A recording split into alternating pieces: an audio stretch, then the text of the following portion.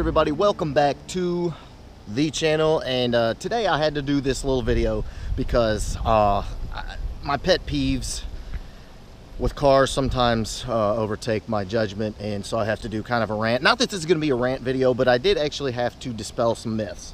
And I actually brought this car, which is the newest addition to the shop, and so I'm going to go over this real quick with you. This is an 88 Florida Highway Patrol SSP notchback.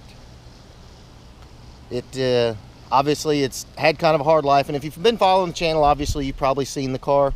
But anyway, I brought this car out for the simple fact that one of my very worst pet peeves has to do with when people are describing their Foxbody, like to me, or to, you know, like if you're out at the track or you're at a car show, or you look online on Craigslist or something like that, and they describe their car, you get a lot of these descriptions, and you just look at them, you know they're absolute BS. It's a myth, and it's like your first clue that the person that is listing the car is clueless. So let's get on with this. So the first pet peeve I've got, and I guarantee you if you know what I'm talking about, you're probably going to fall out of your chair, but my very first pet peeve is when somebody tells me that it has an Interceptor motor in the car. Yeah, go ahead and laugh it up, because you know you've heard this too. People will say, oh yeah, it's got an Interceptor motor in it. Okay, let's clear the air right here. This is a police Interceptor, okay, in every sense of the word. Now, actually, these were called SSPs, which is Special Service Package. This engine right here is in this Special Service Package. It is no different. Absolutely zero differences from the drain plug to the throttle body. There's absolutely zero differences in this engine. There's no upgrades whatsoever to the block, heads, cam, rotating assembly, intake system, even the air filter. There is no difference in a police Interceptor package or a special service package than any other Mustang or Crown Victoria for that matter. So that's number one. Okay, so let's talk about real quick what is a special service package. I'm not going to go over all of this. I'm just going to go over some of it. But here you go. Obviously, this one's been changed. As you can see, they did away with the fan clutch, but they've got a better fan clutch on here. It spins the fan faster at idle, because a lot of times the police cars will idle, you know, longer in hot weather when, you know, the officer may be sitting there writing a ticket or doing a traffic stop, something like that.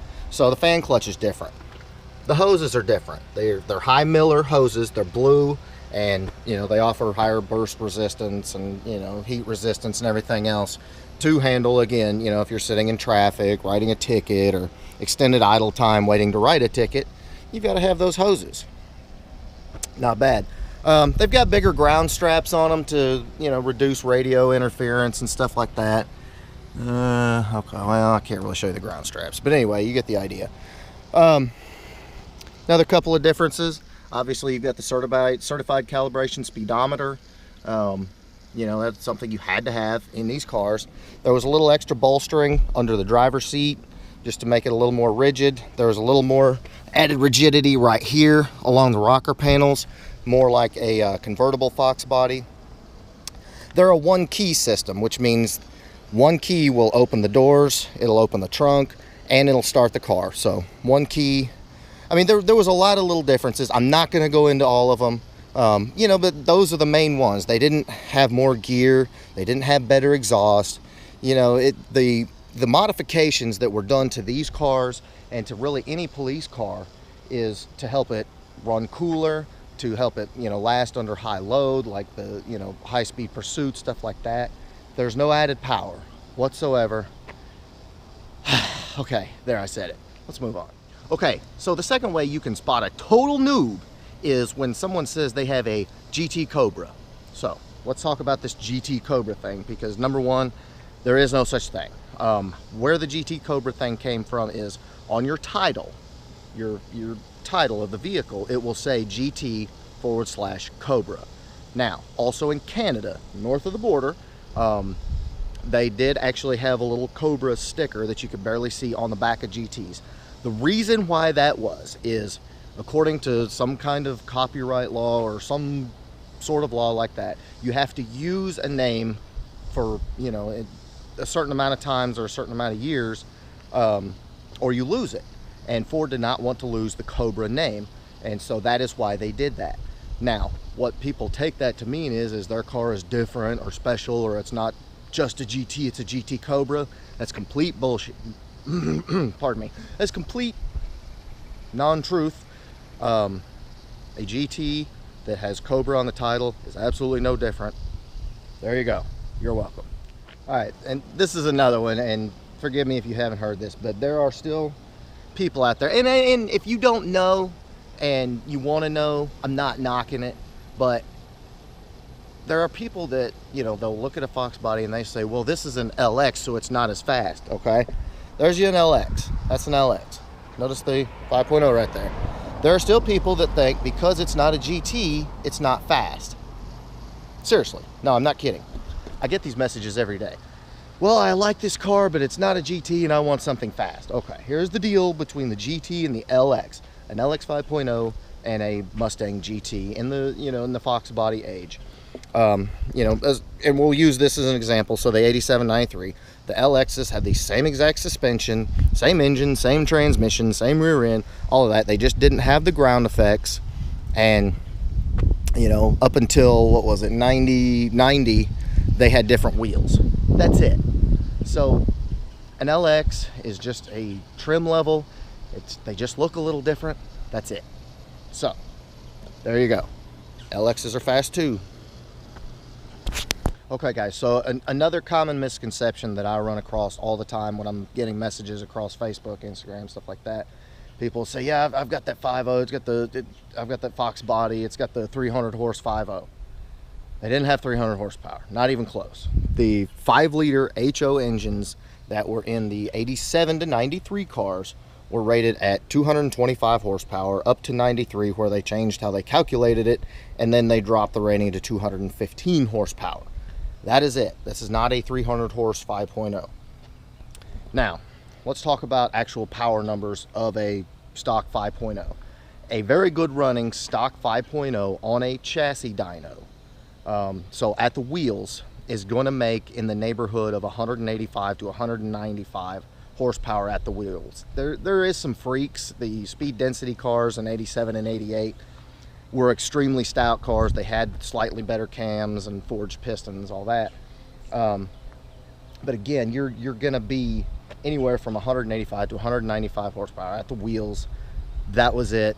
So no, they don't make 300 horsepower, but the reason these cars are so popular is because they respond so well to simple modifications like headers, like underdrive pulleys, like, you know, K&N filters, bumping the timing, messing with a throttle position sensor, stock gears. And not only that, but the cars are ultra light. I mean, ultra light. This car right here, if it does weigh 3,000 pounds, I'd be very surprised.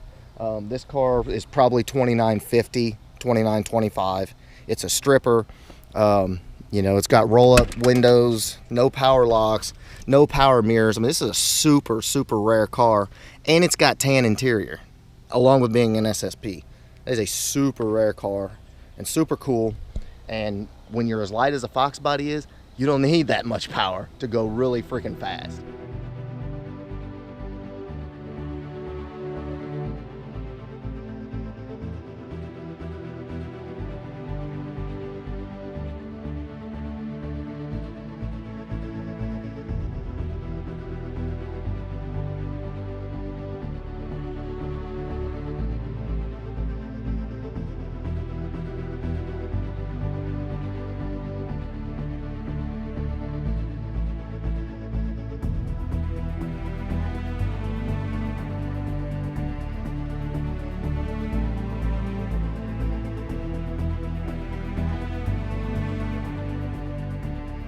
Okay guys, so in my final rant for the day is I get a lot of people that still don't understand that Foxbody does not mean Mustang. And I've kind of gotten into this before, but here's the thing. Ladies and gentlemen, this is a Foxbody. Now, if you haven't seen Mr. Hankey on the channel before, you need to go back and see the build of Mr. Hankey. She is coyote swapped and is rocking a Tremec 3550 trans and all that good stuff. However, Foxbody has to do with chassis. It doesn't have to do with Mustangs. And again, I'm trying not to beat a dead horse, but I still hear it all the time. And I feel it's my duty to help you out here. Let's take a look here. This, ladies and gentlemen, is an LTD, just like Mr. Hankey, but it's not a wagon. This is just a, you know, obviously a non-wagon. Look at that beautiful blue interior. Nice, very nice. As you can see, 4-lug, Foxbody ponies, Mustang, right there on it. But this is the best illustration I can give you. This, ladies and gentlemen, right here is the factory front subframe assembly of this LTD, and is identical to a Mustang. The reason it is identical is because this is a Fox chassis vehicle. So there you go. That is a Fox body. So when you say Fox body, you could mean Thunderbird, you could mean LTD, you could mean Grand Marquis, anything. I mean, there was so many different Fox chassis vehicles, and I'm not going to go into all of them right now, but I'm going to blow your mind a little bit here. You see this right here? This is a 95 V6 Mustang. If you look really close, you'll note this is also a Fox body. Who would have thought it? A ragged 95 V6. Now, here's the thing. These are called SN95 cars, but structurally underneath, it is essentially identical to that 84 LTD. But I digress. Let's look at the 93 GT, just so you can get an idea. Now look at there. Does that resemble at all that 84 LTD? This is 10 years later, mind you, and a different car. And there you go. So, Fox body does not just mean Mustang. Right? Yeah. Okay, on to the next one. All right, guys, so that has been my rant for today, and you'll have to forgive me because I have rather large Facebook page and Instagram page, and I message and talk back and forth with a whole lot of fans of these cars, not just Fox bodies in general, but Mustangs, you know, of all generations. And I see a lot of these, what I call, not really myths, but just, you know, people that just don't know a whole heck of a lot about the cars. And, you know, so I wanted to kind of dispel some of these, and I hope that helps. If you haven't been following the build, you need to be following the build, because that's my call. So, if you like this video and you got some value out of it, please give me a big thumbs up. Make sure you smash that subscribe button, and trust me when I say there is a ton more content coming. We're going to finish my car, get it to the dyno. We're going to Mustang Week, NMRA races. There's just all kinds of stuff. So, oh, I lost my train of thought. Never mind, just kidding. Make sure you give me a big thumbs up, smash that subscribe button, and check back with you next time, guys. Later.